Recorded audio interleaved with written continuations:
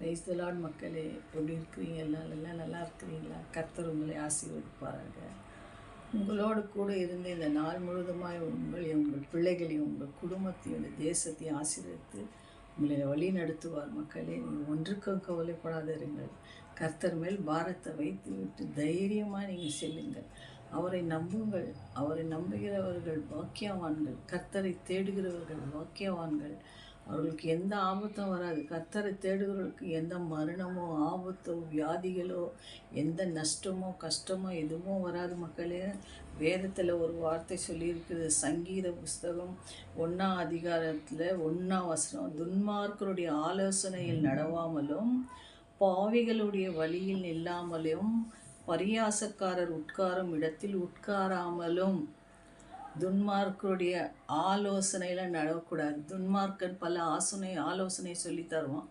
இதை செய், தப்பான வழியில் கொண்டு போகிறதுக்கு துன்மார்க்கனுடைய வேலையே அதுதான்.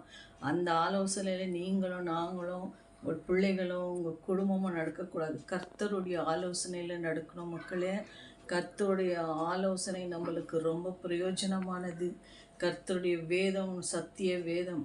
அது நம்மளுக்கு உடலுக்கும் உயிருக்கும் ஒரு மெடிஷன் மாதிரி. அது நம்ம உயிரை பாதுகாக்கும், நம்ம உடலை பாதுகாக்கும். போகும்போது பாதுகாப்பார், வரும்போது பாதுகாப்பார்.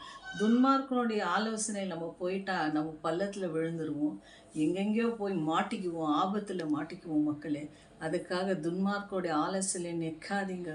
பரியாசக்காரர் உட்காரும் இடத்தில் உட்காராதுங்க. மற்றவங்களை கேலி செய்து கொண்டு அவங்க இப்படி அவங்க அப்படின்னு கேலி செய்கிற இடத்துல உட்காராதீங்க. மக்களே, கர்த்தருக்கு அது பிரியமில்லை.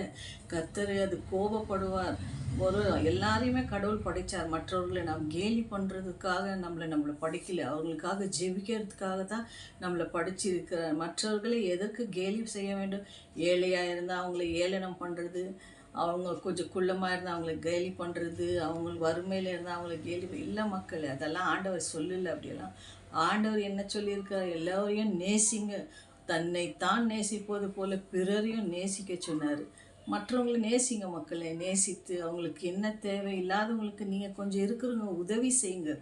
அது ரொம்ப நல்லது. அது கர்த்தருக்கு பிரியமான காரியம். அது உங்களை ஆசீர்வதிப்பார், உங்கள் பிள்ளைகளை ஆசீர்வதிப்பார், உங்கள் குடும்பத்தை ஆசீர்வதிப்பார். நீங்கள் செழிப்பாக இருப்பீங்க, எப்பவுமே செழிப்பாக இருப்பீங்க. மக்களே, அதனால் நீங்கள் கர்த்தர் மேல் பாரத்தை வைத்து விட்டு கலங்கி தவிக்காமல், துன்மார்க்கனுடைய ஆலோசனை இல்லாமலும் பரியாசக்காரர் உட்காரும் இடத்தில் உட்காராமல் கர்த்தருடைய வேதத்தில் பிரியமாக இருந்து இரவும் பகலும் வேதத்தை தியானிக்கிற மனுஷன் பாக்கியவான் என்று சொல்லியிருக்கார். மக்களே, நீங்கள் ஒன்று